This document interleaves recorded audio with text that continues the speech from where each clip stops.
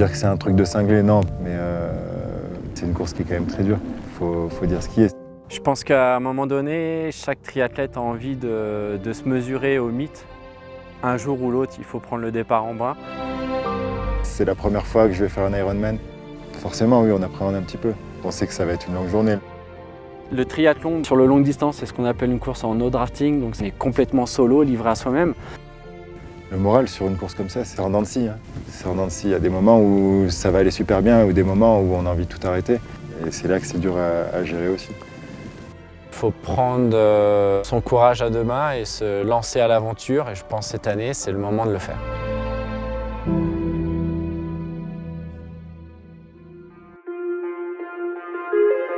On va passer par toutes les émotions dans ce parc. Entre le mauvais nageur qui sera enfin content d'enlever sa combinaison, le mauvais cycliste qui sera enfin content de poser son vélo. On va vivre des émotions extrêmes d'un sens comme extrêmes dans l'autre à cet endroit, aussi bien quand on va passer la ligne d'arrivée. Là, tu vas sortir de la natation là, donc forcément, dès que tu auras les pieds au sol, tu vas avoir cette sensation où le sang redescend sur les jambes et c'est compliqué de faire une bonne sortie d'eau, de bien courir, donc faut pas s'affoler, faut prendre son temps. Te préparer pour ta grande journée qui t'attend derrière avec d'entrée au bout de 500 mètres. Le petit braquet, le petit plateau, le grand pignon et les 7 km d'ascension qui nous attendent jusqu'à Saint-Apollinaire.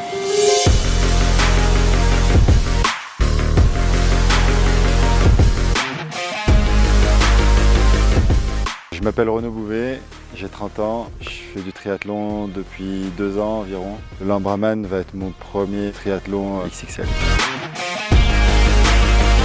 Jean-Eudes Desmarais, 32 ans, 33 le jour de Lambraman. Ancien cycliste professionnel, reconverti au triathlon depuis 3 ans. Champion de France longue distance et premier Lambraman.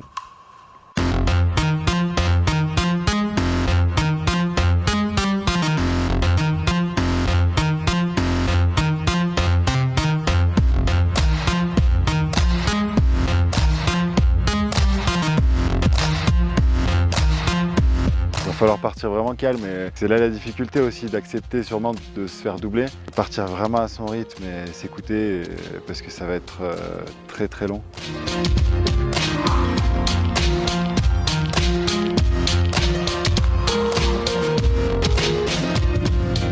Ce qui sera important sur cette distance, c'est de varier l'utilisation des différentes chaînes musculaires.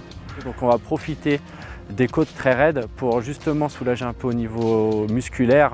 Donc on ne maintient pas ici 185 km de position dite posée sur des prolongateurs.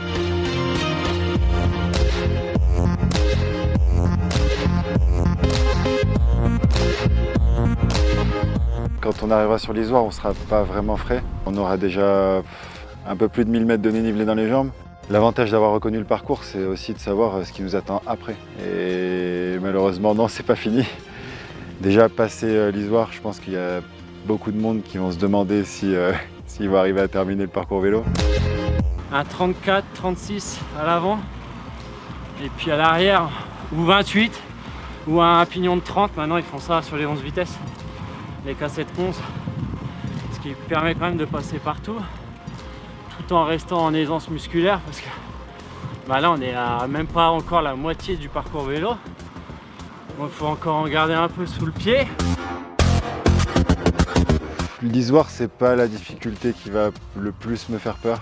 Avec les bons braquets, ça va passer.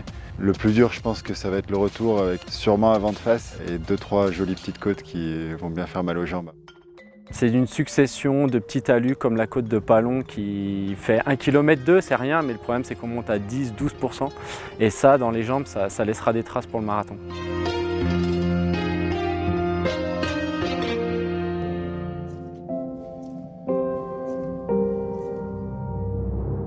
Les descentes, ouais, c'est vrai que j'aime ça. C'est du temps gratuit en gros. Sur la descente de l'Isoire, il y a un bon chousse. Je pense qu'on atteindra facilement 80-85 km/h.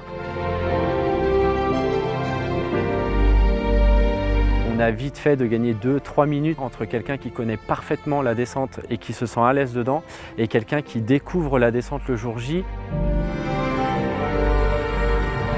La beauté du paysage dans l'effort va nous permettre peut-être d'amoindrir nos souffrances mentales et du coup d'aider à passer des moments difficiles, puisque sur un parcours comme ça, il y aura toujours un petit moment difficile et lever les yeux, prendre un petit peu d'énergie sur le paysage qu'on a autour de nous peut nous permettre effectivement de franchir un peu plus facilement la difficulté de l'épreuve. C'est un peu la partie plaisir quand même, le vélo sur ce genre de course, c'est la partie où on prend le plus de plaisir, même si c'est dur.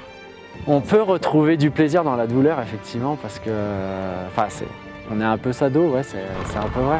Ouais, de toute façon, tout ce qui est sport extrême, il y a un moment où on est dans la souffrance, mais on a un certain plaisir. On se dit plus jamais je ferai ça, et 2 jours après, on est déjà inscrit pour l'édition de l'année suivante, quoi.